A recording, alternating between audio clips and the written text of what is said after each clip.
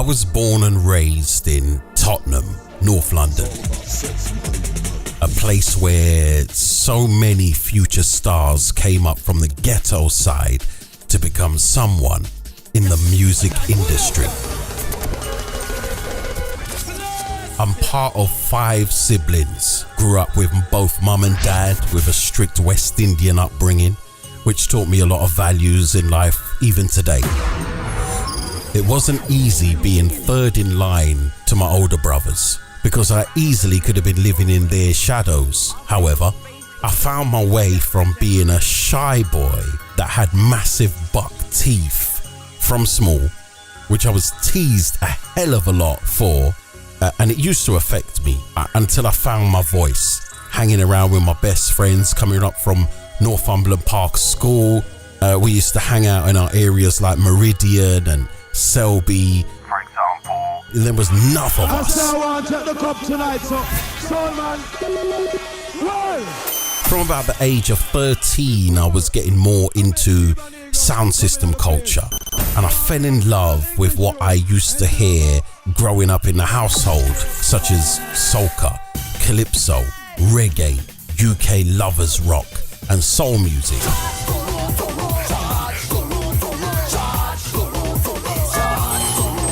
Which some of them touched my spirit more than the other.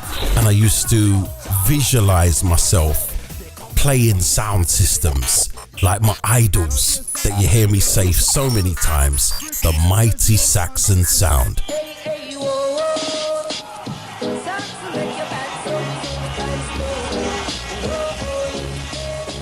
I used to study their tape cassettes and just rated the way man like Trevor Sachs would chat in a sound clash, for example. This is Saxon sound. And you see this sound? Eliminate, assassinate, and exterminate X amount of pussy hole 24/7.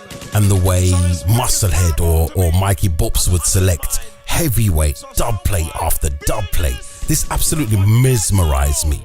Even their alias artist names, like Trevor Sachs, Mikey Bops, Musclehead, Tipper Irie, Papa Levi, Daddy Colonel. You know what I mean? Some powerful names. So I always used to think to myself, if that was me, what would I call myself? I'm gonna choose the name Maddness, because someone out there in the world will say my name without even knowing it. And this would become my alter ego, the character within, the opposite to who I am. Through my passion of UK lovers rock and reggae music in the late 80s, followed the love for the new genre, acid house. Hearing these sounds from my older brothers, from their tapes, and we had a family friend at the time who grew up in our household, and he was an up-and-coming aspiring DJ who was on Dance FM, which also had an inspiring pull like a magnet to me into the music industry. I must be an entertainer. From the summer of love, 88, that led into my next music muse in the early 90s, which was the love for hardcore and jungle techno.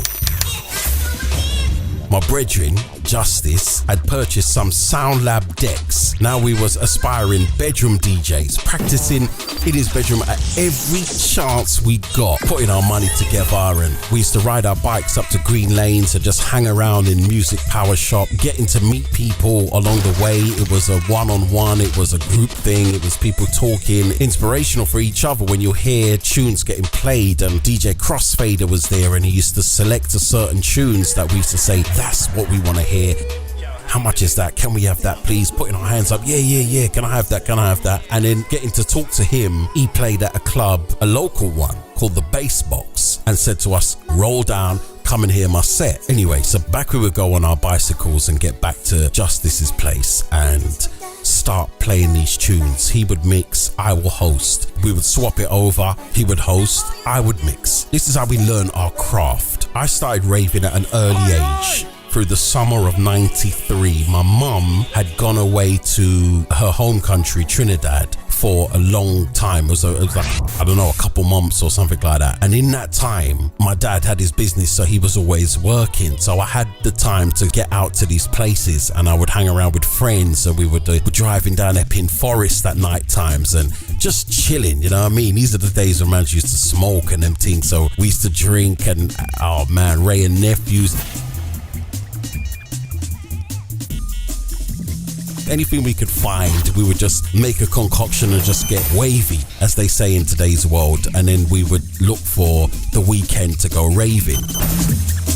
I was young, but I could make it out. It was 1993, and me and my friends used to go to Ritzy on Tottenham High Road. Enough of us used to go, and I've told this story so many times. I was such a baby face. I had to stand behind my Greek friends who had moustache and beards from there was like 2, and they would always guarantee to get through. So I used to just hide behind them, just sneak through the door real quick. And there was a couple occasions that the bouncer would say, "Your name's not down, you're not coming in." And then I used to be upset, and I'd be walking home Tottenham High Road on my own, and you know, next time we're at school, and I'll be like, "Yeah, see, you man's are cold, man. You just left me out there." And they were like, "Boy, you know it's not down, you're not coming." It was the summer that changed my life. We was already doing our radio shows on Defection, so we was already getting names for ourselves, and people knew who Maddness and Justice was around our friends, and that in North London. So going down to see DJ Crossfader at the Bass Box, who put us on the guest list, we managed to get through with no problems at all, no ID required.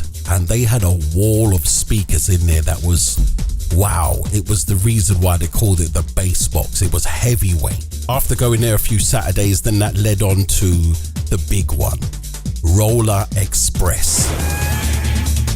This was in North London, once again, just up the road through the marshes. We would trot along with all of us, about 10 of us walking through, no buses required.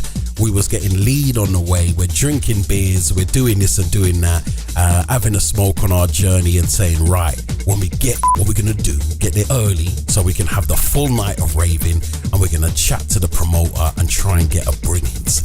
We just tell them we're from Defection, we're MCs, we can do this for free. Lo and behold, at one time we asked the promoter of Elevation, Funky, which I always pay homage to, and explain that we was already started on our radio career, we're on Defection, and use this as our leverage for a warm-up set. He said yes. Shout out to the DJ Outrage.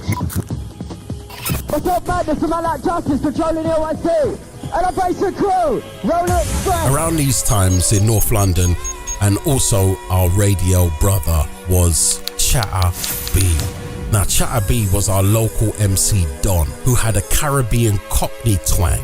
And then we had the likes of MC, Stevie Hyper D. Me personally, I had more of a hosted style than bars. I speak a lot about Ibiza Records with Paul Ibiza. Potential Bad Boy at Noise Factory was the sound of hardcore jungleism. This was created from North London. The phrase, the title, the sound, North London, surrounded me with an aspiration to be involved as it depicted the soundtrack to our lives. You had hosts like 5-0, Moose, Stevie Hyper D was like the best of the best for the style and energy from sound system culture to pirate radio, rave scene. It joined the dots. It was a sense of togetherness. We used to ride our BMX bikes across the road, round the flats, with Andre and them. Andre, later on, decided to produce jungle music under the alias Shy Effects.